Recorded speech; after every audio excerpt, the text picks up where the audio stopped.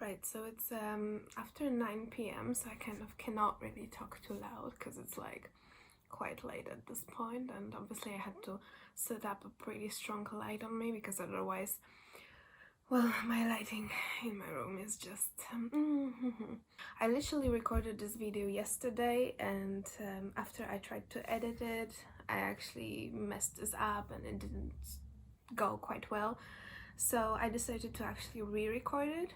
I sometimes get into this mood when I'm kind of spaced out. I guess it's kind of my personality, but for the majority of time I would kind of call myself as a daydreaming person and like head in the clouds for most of the time, which kind of goes in opposition to like my everyday persona, because I am also a really down-to-earth slash realistic person, at least that's how I see myself.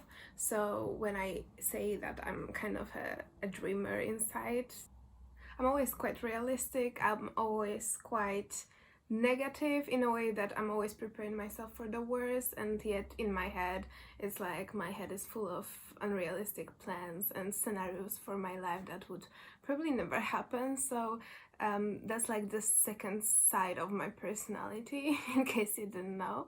So yeah, that's kind of the way I am, and sometimes I'm just like switching myself off from real world, which is probably a bit weird. My main thought of this video is I want to tell you a little bit more about my story to maybe encourage you to take risky decisions or live in your comfort zone maybe and take a decision that you are afraid of taking.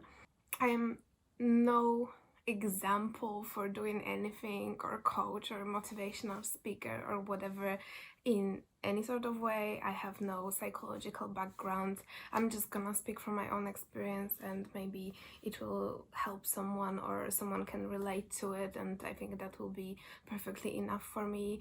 And the purpose of this video is just kind of sharing my story and my thoughts on what was going on in my life. So yeah, let's go ahead and get started.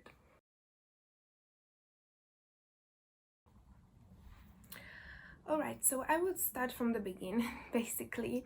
I'm not gonna speak much in detail about my childhood or whatsoever. I'm just gonna focus on like my motivation in decision making throughout my life, especially from the moment when I turned 18 and when I actually had some impact on my life, or actually 16, because that's when I chose my high school. So you know a little bit of my story in terms of how I chose fashion, so I'm not gonna really dig into that, but I'm gonna focus on this part of like choosing something that majority of people or majority of our environment wouldn't choose. And I'm gonna start from a financial part, because that's something that I know is blocking many people from taking risks and making decisions. So I'm gonna start a little bit from my background and give you my point of view on like how I coped with different situations and how my story influenced the way I am right now. I must say I had a pretty happy time when I was a child. Like, we didn't really struggle that much with finances. When my parents were together, maybe we would not be the richest people in the world, but we would always have some fun activities on weekends. We would visit our family friends, we would go to cinema, we would spend time outdoors doing different things. Like, it was a really good period of my life, I would say. Maybe because my parents were not really prioritizing things like fashion and brands, then I would never wear any type of brand like clothes with any sort of tags or whatever. And of course I had some mean friends that would pick up on me because of that and say some mean stuff about myself. But apart from that, I mean, I remember that because it was a pretty specific time, and it was not because they couldn't afford it, my parents, it was because they were prioritizing different things. So for them it was better to spend money on 3 weeks in Bulgaria, and we were going for holidays with like other families that were friends of ours, and we would go to Bulgaria, we would go to Greece, through Italy. Like, we had a really good time, and these were actually the best holidays ever in my entire life, so I cannot really complain about it. And it was really okay. Like, I didn't feel like there's something wrong with us. We were kind of a middle class family, I would say, in Poland. It was not like we struggled that much until the point when my parents split up when I was 13. And I guess that's when financial problems began for us, because we moved out with my mom, and my mom had to take a mortgage for a flat. She was working 2 jobs at the time, she was hardly ever home, and that's when the struggle with money began in my life, because we had times when it was really hard, in a way that in the end of the month we would literally have nothing. And I believe that, especially for my sister, who was 7 at that time, she probably shouldn't be involved in these kind of things for her own mental health. And my mom was like overwhelmed with the whole situation, and she wasn't really coping well with everything what was going on. So there were multiple situations where my mom would just randomly start crying because she didn't have money and she had to borrow from someone again, which I suppose nobody likes to do. So we, like, right now we are joking about it, but back then it was really serious, and we still have this joke going on at home that you have a bread, you have cheese, go and make yourself a sandwich if you're hungry, because like we would literally have nothing else apart from that. And there were times when we literally wouldn't even have money for a bread, and we would have to go to my grandma to eat something. So I must say that this was the point of my life when I think I wasn't really aware that it's gonna influence me to the extent that it actually did, but it did.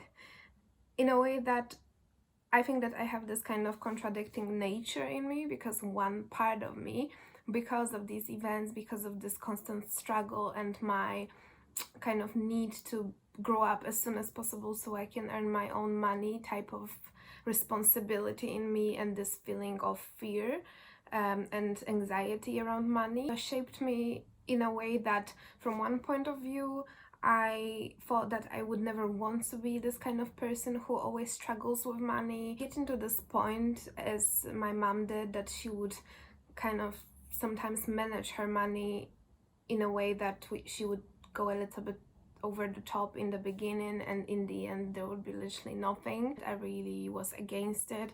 So there's like one part of me that wanted to be more practical in life, and there's the other part of me that is like my mom, that I actually surprisingly have similar genes to her and similar personality. And even though I can be like all against these things, I feel like it's in my blood, and I kind of still, when I'm an adult right now, I kind of do this thing as well a little bit, maybe not to that extent, but when I'm getting paid and I want to just kind of reward myself for my hard work, and I'm kind of going a little bit crazy. I never get too crazy to the point when I feel like I'm not gonna be able to survive the rest of the month. So I think that's a main thing as well. But I still do it, and I still have this kind of reckless, a little bit mentality in terms of money. And I didn't really follow my practical path, because my practical path was supposed to be me going for economy university and studying something finances related, because I thought that this would give me money. And then in kind of last moment I decided to go for fashion design, which, as we probably all know, it's not a really well-paid job, especially in the beginning. Maybe later on it can become a bit better, but it's never like in top of the top jobs. You would need to be really lucky and really successful in this field, opening your own brand or becoming a creative director, which is like which is a really small percentage of people that are actually able to achieve that, to become a really rich person in that field, I believe. Apart from that, I would say it's a really average paid job. Right, so this is where I see the beginning of my dual nature in my life, literally. But apart from that, I think that maybe since I was a teenager, when I turned 18, I would go to work every single summer abroad to earn money and save up some money so I can buy myself things, and just like for every party, for clothes, for any type of things that I would like to buy for myself, I would have my own money. I hated asking my mom for money since I can only remember. Until this day, if I have to ask my mom for money, I'm trying not to, but things happen in life sometimes. Situation right now, for example, that I always have this awful feeling in my body, because I know when she responds with this, then I know it's bad. I feel really guilty basically when I do that. I'm sharing this story with you not to question my mom or like her financial management at all. Like, I am really grateful for my mom, and I know she did everything she could to help us, and she's still doing, and I am really grateful for her. And I'm not saying this because I feel sorry for myself or whatever. It's not the point. I'm just trying to kind of give you the background and kind of objectively describe what was going on and how it affected me as an adult person. When in Poland, after secondary school, you apply for high schools, and most of the people go to the high schools in your city. We had 2 major high schools, and I decided not to do that. I decided to apply for an art high school. And it wasn't because I was so into art, I think. Right now, when I think about it from my perspective, I think it was because I was so fed up with this environment. I wasn't really doing well then. I think that I just needed a change in my life, and that's a part about me as well. Sometimes I call it running from my problems, and I think there might be something about it, because when you distance yourself, like literally distance yourself from your problems, you kind of see it from the different perspective, especially if you go to a completely different place, you meet different people, you start to see world in a different way. So I think that partly that was the reason why I wanted to go to a different city, because I knew that if I go for this high school, I would also move out from my house. And so I did. I went to art high school, and I moved out to a boarding school. My life kind of changed a lot during my high school. I definitely grew up there, and I became more mature.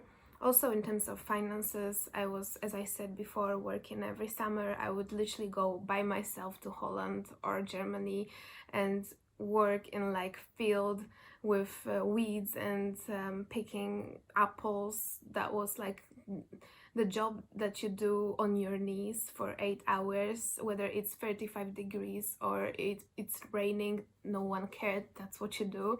And I think it also kind of made me more appreciative to money, for sure. And it also made me realize that that's not what I want to do in the future. Even when I was thinking about my universities, and I had this moment when I was like, no, I'm not gonna go to uni, I don't know what to study. When I went to Holland again for a summer and I was working in a warehouse, that was a quite heavy physical work as well, on time, because we had time norms for that. The whole another story, really quite terrible. I decided then no, I need to go to university just to even experience it and see how I feel about it, because I don't want to spend my life like that, and that's what would happen to me if I don't get further education. Just to be clear, when I'm saying that, I don't have anything against physical work. If you have to, you have to. Maybe you like it.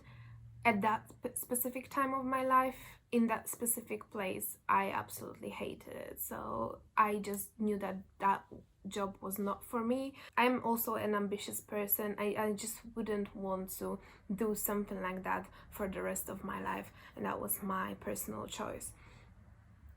Right, so after high school, when the moment of choosing universities came, as I told you, I was thinking about two options, being practical or following my guts and my heart a bit more, and I decided to go for fashion design. During university, again, I would work every summer in call center. Sometimes I would go for internships as well. The last summer before my final year, we went with my friends to Germany to work in chocolate factory, actually, which was quite fun. I'm gonna actually start from there because that allowed me to go for my master here. That summer allowed me to financially be able to pay for my English course, for my IELTS exam, and to save up some money for coming here to London later on. After I finished that summer, that job, I came back to Poland. I signed up for IELTS in early summertime when I was doing my internship, and I didn't really like it that much. I didn't want to work for this company later on, and then I realized that if I finish my uni in Poland and I stay in Poland, that's the kind of job I need to be prepared for, because that's what every company does in Poland, and I didn't really like it. The creative process for me just wasn't there. After that summer, basically, I also found a job first as a waitress in shisha bar. It was terrible, and after a month or two, I found a job as a sales assistant in a women's wear store. So at that time, my final year at university, I'm doing my final collection, I'm writing my dissertation, I'm doing all sorts of stuff. On top of that, I am working part-time, like 20 hours a week. I am preparing myself for IELTS exam, so I'm going for a course. I was actually skipping my history of art classes every Monday to go for this IELTS course because it was the only one in the city. I was also starting to prepare my personal statements, my portfolio, and everything that is needed for application for a master degree, as I already told you. And it was all together in 1 year. So I remember that emotionally and physically it was a really exhausting year for me. On top of that, I was planning to move to UK straight after to go for my master's. So let's just kind of go back to this point for a moment.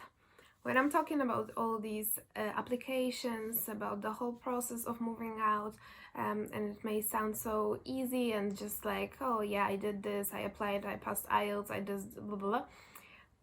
It was not like that at all. Like, I was terrified of this decision. Like, honestly, until the last point when I actually booked a ticket to London, or actually even no, until the point of going to airport for a flight, I don't think it actually was getting to me that I am going for this university.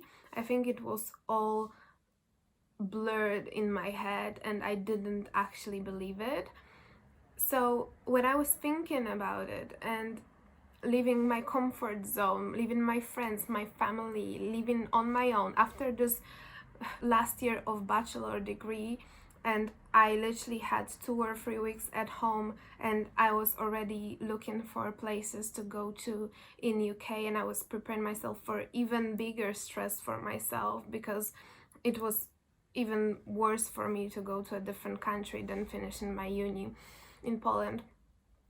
That I was actually really stressed about it, but I was really focused and motivated because I knew that this is something I really want to do. I really wanted to try myself. I really wanted to do something else in my life. I really wanted to leave the country to try myself, to see how I feel about it, to learn new things, meet new people. Overall, I have this personality that I cannot really stay in one place for too long, I suppose. And just to be clear, it didn't really meet much understanding from all my family in first place. My mom didn't really react well to it. When I told her, she was actually quite discouraging in a way that, are you sure you want to go? You know how expensive that is. How are you gonna pay for this university? You haven't even started your career and you're already gonna have a student loan and a debt to pay. How are you gonna cope there on your own without your family, like blah blah blah. So she was really skeptical. She was like, just stay here, finish your uni.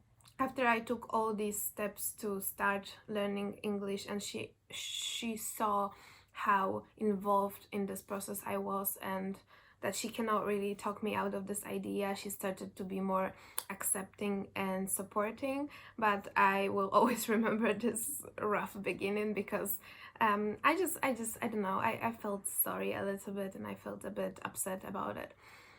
Later on, when I already knew that I got accepted by uni and I was already planning to move here, I was having so many questions from my family about like, but why London? Like, is it actually better than UK? Are you sure about that? I mean, and what are you gonna do after this university? You're gonna be a designer? Like, are you gonna get a job? So yeah, that's kind of my family. So yeah, but I still did it. And even though when I think about going back in time and if I could change something, there is a big chance that I would prefer to go for a gap year and come to England in first place, work a bit, settle, and then find university and go for my master's.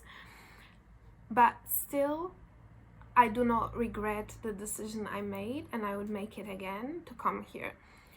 So if you're kind of facing this kind of decision as well, right, so whatever your decision actually is, I think about it in a way that, first of all, you can always come back. That's what I am telling myself when I have another breakdown, and I'm like, listen, what is the worst case scenario? That you're not gonna like it, you're not gonna settle, you'll hate being there, and you'll decide to go back to your country. That's number one. The second thing, even if you decide to come back, then what? You still tried, and it's still okay. Not everyone will feel fine in a different country. Maybe this country was not for you. Maybe you needed to go to another one, or maybe you just prefer to stay with your family. But at least you experienced it, and at least you tried, and at least right now you can tell it by yourself. You can literally say, listen, I've been there, I tried myself, and that's not working for me. And that's fine, because sometimes we are a step closer by eliminating certain things and deciding we are not like that, we don't like these things. Then, you know, it gets you closer to finding things that you actually may like. The second part is you learn a lot about yourself. And when I tell you that, I mean you learn so much about yourself. If you think you know yourself, pack your bags, book a plane, and move to another country, and guarantee you don't know yourself that well as you think you do. Because I thought I knew myself. I thought I had pretty specific opinions about specific topics. I was a little bit judgmental, I was quite judgmental for many different aspects. And even though I am, and I probably always was, a quite empathetic and compassionate person, I would still be a bit judgmental. And this experience, like when I tell you how it opened my eyes to so many different things, it's like another video topic. But you'll meet so many different people, you'll put yourself in a situation that you've never been to, and even though it sounds terrifying because you're not gonna have your family here, you're not gonna have mom to call and say and ask, mom, how do I do this, because your mom doesn't know how to do this. So you need to figure it out yourself. But this is rewarding because you feel that you did it and you managed to, and it builds your self-confidence. And in the moments when it's tough, when you feel like you can't do it anymore, and trust me when I say I've had so many moments when I was saying to myself, screw it, I'm leaving this master's, why do I even need it? There's no freaking point. Millions of times, and I don't think I've ever had that many in my life as I did here. And it was difficult, and I've been through many difficult situations, socially, mentally, with my own self. Like, just the fact that you're on your own with yourself, with your thoughts. You need to leave your comfort zone almost on everyday basis. You're in a different society with different cultural norms. You need to adjust to it, to the language that people speak, to the behaviors that you need to adapt as well. You need to sometimes be really assertive because people will be really pushy. You may discover a lot of beliefs and a lot of behaviors that you were taught as a child or just as a part of your culture and your country, that you're gonna have to get rid of for you to live and for you to be respected by others. Because I'm gonna give you the example. In Poland, we are being taught that you don't talk back to older people, especially way older people. You really need to be respectful. Like, you know, we are kind of in a position, especially as a child, where you don't really have much voice there. Like, you need to listen and be humble, and that's the way it is.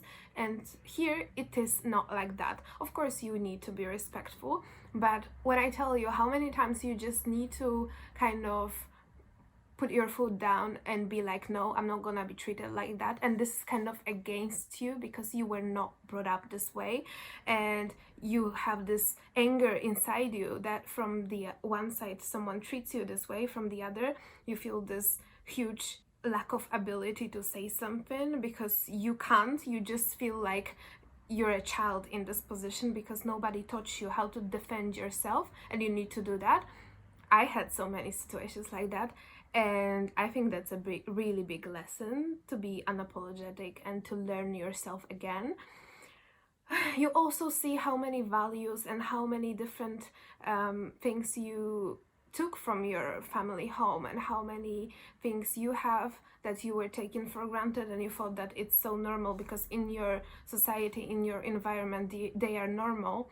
Yet when you come to a different society, you see how different people are.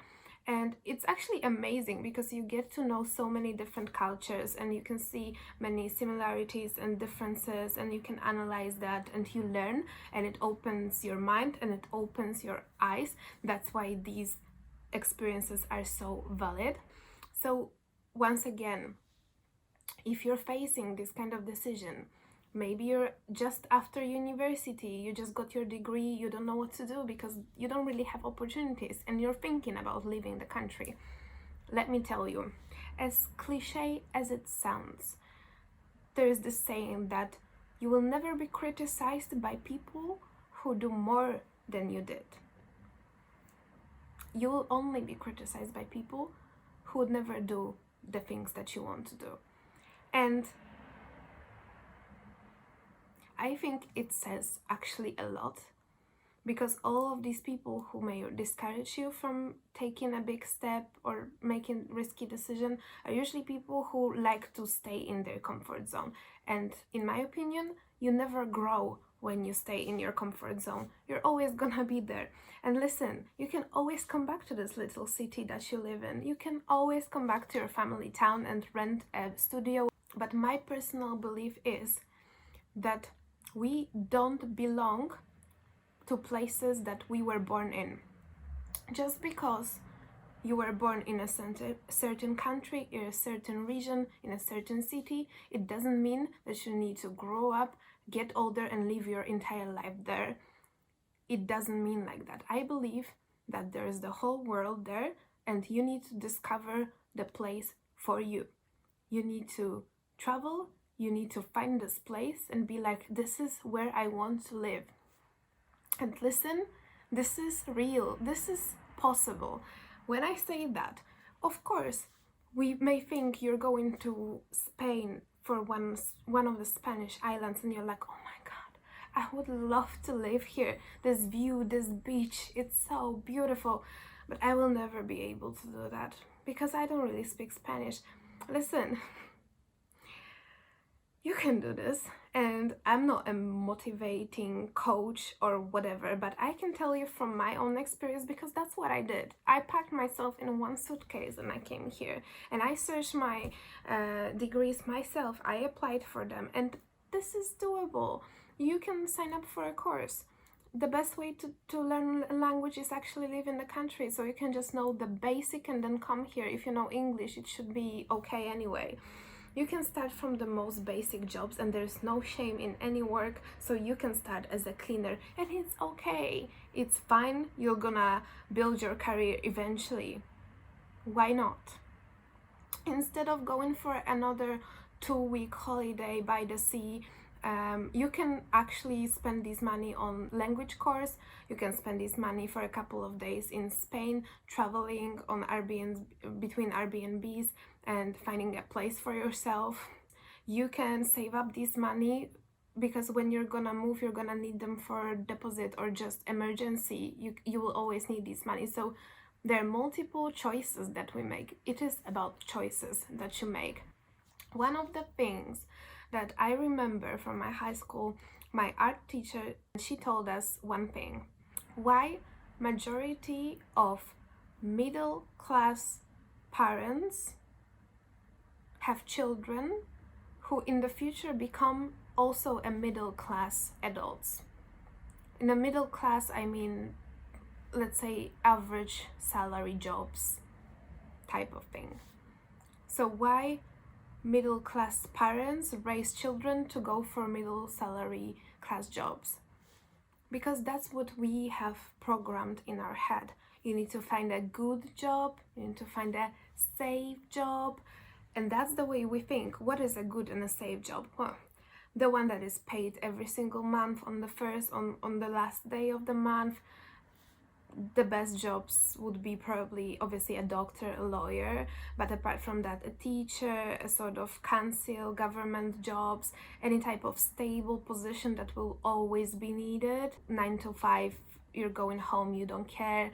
That kind of job. That's the job that will give you the mortgage for 30 years because they will approve because you're the good employee for a well-known company or a well-known place like school, and that will give you amazing future.